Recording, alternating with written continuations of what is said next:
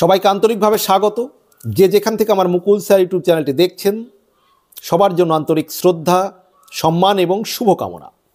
নিয়োগ দুর্নীতি মামলায় একের পর এক বিস্ফোরক তথ্য বেরিয়ে আসছে। এবার শেখ সুফিয়ান যিনি মমতা ব্যানার্জির ঘনিষ্ঠ বিশ্বস্ত, জাহাজবাড়ি বিতর্ক যার নামের সঙ্গে যুক্ত, আমি বিস্তারিত আলোচনায় আসছি।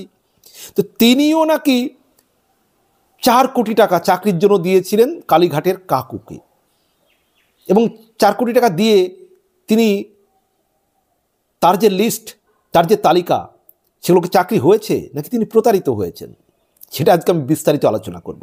মানে নিয়োগ দুর্নীতিতে একের পর এক কী তথ্য বেরিয়ে আসছে। এই যে মমতার ঘনিষ্ঠ বা বিশ্বস্ত শেখ সুফিয়ান, তিনিও 4 কোটি টাকা দিয়েছিলেন কালীঘাটের কাকুকে, এই দাবি করছে কে? সিবিআই। এবং এ বিষয়ে অনলাইন বাংলা হান্ট একটি প্রতিবেদন তৈরি করেছে। প্রতিবেদনটা আপনারা দেখে নিতে পারেন। তো আজকে আমি বিস্তারিত আলোচনায় আসলে আপনারা অবাক হয়ে যাবেন যে শেখ সুফিয়ান পশ্চিমবঙ্গ রাজ্য রাজনীতির একজন পরিচিত মুখ। আর একটু ক্লিয়ার করে যদি বলি যে 2021 সালে যে বিধানসভা নির্বাচন হয়েছিল, সেখানে নন্দীগ্রামে মমতা ব্যানার্জি ভোটে দাঁড়িয়েছিলেন, এবং সেখানে মমতা ব্যানার্জির নির্বাচনী এজেন্ট ছিলেন এই শেখ সুফিয়ান।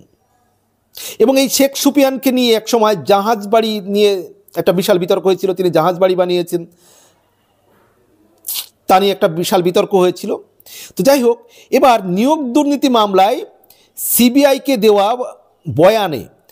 বয়ানে এই শেখ সুফিয়ানকে নিয়েই একজন সাক্ষী চাঞ্চল্যকর দাবি করেছেন। কি সেই দাবি?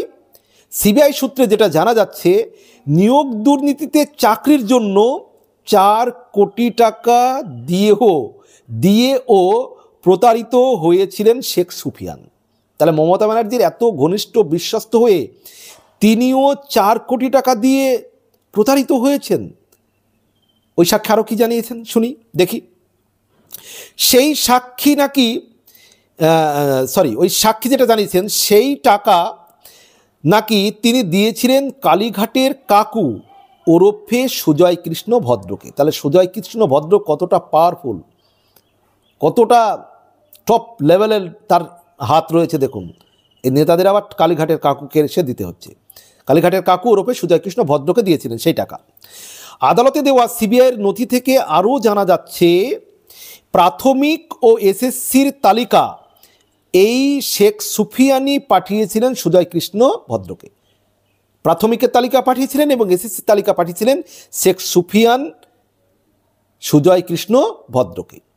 সাক্ষীদের বয়ান থেকে আরও জানা যাচ্ছে, তিনি ওই টাকা দিয়েছিলেন সুজয় কৃষ্ণ ভদ্রের এজেন্ট অরুণ হাজরাকে। তো শেখ সুফিয়ান এই যে টাকাটা দিয়েছিলেন, তিনি এবার টাকাটা দিয়েছিলেন সুজয় কৃষ্ণ ভদ্রের এজেন্ট। মানে সরাসরি তো এনারা টাকা নেন না, টাকা নেওয়ার অনেক কৌশল আছে।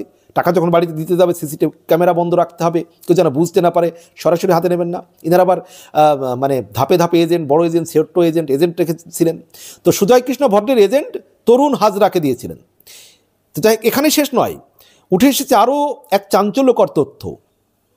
সিবিআই সূত্রে খবর, কাকুর বাড়িতে সেই টাকা পাঠানো হতো টিভির বাক্সে করে, মানে যাতে মনে হবে টিভি যাচ্ছে, সেই টিভির বাক্সে করে টাকা পাঠানো হতো। চিন্তা করতে পারেন।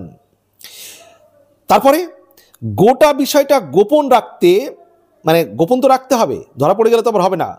দুর্নীতি করতে যারা করে তারা খুব চালাক হয়, তারা একবার আটঘাট মেরেই করেন দুর্নীতি, কিন্তু তারপরে ধরা পড়ে যায়। কারণ দুর্নীতি সেভাবে তো একবারে এত টাকা, সেটা খুব বেশি একেবারে মসৃণভাবে করা কঠিন, ছোটোখাটো তো দুর্নীতি তো নয়। তো যাই হোক, গোটা বিষয়টা গোপন রাখতে টাকা লেনদেনের সময় নাকি বন্ধ থাকতো সুজয় কৃষ্ণ ভদ্রের নিউ আলিপুরের বাড়ির সিসিটিভি ক্যামেরা।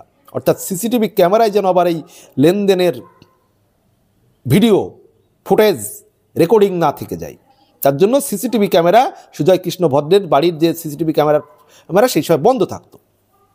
তো এই বিষয়ে এবার প্রতিক্রিয়া দিয়েছেন বিভিন্নজন। এই খবর যেহেতু বাইরে চলে এসছে, প্রতিক্রিয়া দিয়েছেন। তো এই প্রসঙ্গে সিপিএম নেতা বিকাশ রঞ্জন ভট্টাচার্য তিনি কি বলছেন শুনুন। শেখ সুপিয়ানই বলতে পারবেন উনি নেতার কথায় টাকা দিয়েছিলেন নাকি নেত্রীর কথায়। উনি তো বিশ্বস্ত সেনার একজন। একই সাথে বিকাশবাবুর দাবি, আমি তো এটাও জানি অনেক তৃণমূল কর্মী নিজেকে তৃণমূলের সৈনিক পরিচয় দেওয়ায় তাদের শুনতে হয়েছে অন্যদের থেকে 10 নিচ্ছিল, তুমি 6 দাও। মানে তৃণমূল সৈনিক পরিচয় দেওয়ায় শুনতে হয়েছে অন্যদের থেকে 10 নিচ্ছিল, তুমি 6 দাও, তুমি যেহেতু তৃণমূল কর্মী বা নেতা। এটা বিকাশবাবু আর কি বলছেন। তো শেখ সুপিয়ানি বলতে পারবেন তিনি না টাকা দিয়েছিলেন নাকি নেত্রীর কথায় দিয়েছিলেন, উনি নেতার কথায় দিয়েছিলেন নাকি নেত্রীর কথা, মানে কার কথায় দিয়েছিলেন, তো তাকে বিকাশবাবু কটাক্ষ করছেন। আবার বিজেপি কটাক্ষ করবেন এরকম একটি খবর তাই হয়, বিজেপি কটাক্ষ করেছেন। বিজেপি নেতা তরুণজ্যোতি তিওয়ারি তিনি আবার বলছেন এই বিষয়ে শেখ সুপিয়ানের উদ্দেশ্যে, তিনি বললেন যে আজ যদি সুফিয়ান এই কথা বলে তাহলে কাকে দিয়েছেন, কার নির্দেশে এই টাকা দিয়েছেন তা বলে দিলে সুবিধা হয়। অর্থাৎ তিনি যে টাকা দিয়েছেন কার নির্দেশে দিয়েছেন, কার কথায় দিয়েছেন, এটা বলছেন বিজেপি নেতা এবং আইনজীবী তরুণজ্যোতি তিওয়ারি। তো কটাক্ষ তো করবেই। তো এই যে বুঝুন তাহলে 4 কোটি টাকা দিয়েছেন শেখ সুফিয়ান নন্দীগ্রামের। তিনি 2021 সালে বিধানসভা ভোটে মমতা ব্যানার্জির ইলেকশন এজেন্ট ছিলেন। তো সিবিআই যে চাঞ্চল্যকর দাবি করছে যে শেখ সুফিয়ান যদি 4 কোটি টাকা দিয়েছেন এবং তিনি নিজে প্রতারিত হয়েছেন, এত বড় একজন প্রভাবশালী নেতা তৃণমূলের। এবং আরেকটা কৌশল দেখেছেন যে টাকা লেনদেনের সময় মানে টিভির বাক্সে লেনদেন করা হতো, টিভির বাক্সে। আর সেই টাকা কালীঘাটের কাকুর কাছে গিয়েছে একজন এজেন্ট তরুণ হাজরার মাধ্যমে। তরুণ হাজরা, এই সমস্ত চাঞ্চল্যকর তথ্য কিন্তু উঠে এসেছে সাক্ষীদের বয়ানে যে শেখ সুফিয়ান 4 কোটি টাকা দিয়েছেন সুজয় কৃষ্ণ ভদ্র অর্থাৎ কালীঘাটের কাকুকে। কার মারফত দিয়েছেন?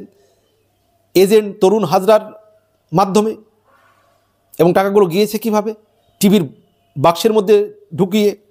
এবং এই টাকা যখন লেনদেন হয়েছে কালীঘাটের কাকুর বাড়িতে সমস্ত সিসিটিভি ক্যামেরা বন্ধ রেখে সেই টাকা লেনদেন হয়েছে। এবং টাকা তিনি প্রাইমারি এসএসসির লিস্টও তিনি পাঠিয়েছেন, পাঠিয়েও হয়তো তার কাজ হয়নি। তো অনেক নেতাই তো তারা যে লিস্ট পাঠিয়েছেন অনেক হয়েছে অনেক হয়নি।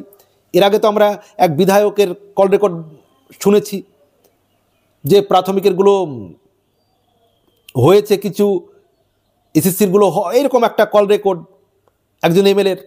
কিন্তু এমএলএ তো তিনি টোটাল অস্বীকার করছেন যে না, তিনি কোনো টাকা লেনদেনের সঙ্গে যুক্ত নয়। তো তাহলে এইরকম যে বহু মানুষ, বহু নেতা তারা লিস্ট দিয়েছেন, কার কাছে দিয়েছেন? কালীঘাটের কাকুর কাছে। এবার কাকু তো নিজে অত পাওয়ারফুল লোক নয়, তাহলে কাকু কাকে ধরে এই চাকরিগুলো করে দিয়েছেন? কাকু আবার টাকাটি কোথায় পাঠিয়েছেন, কার কাছে পাঠিয়েছেন, সেটা কিন্তু সবচেয়ে বড় প্রশ্ন।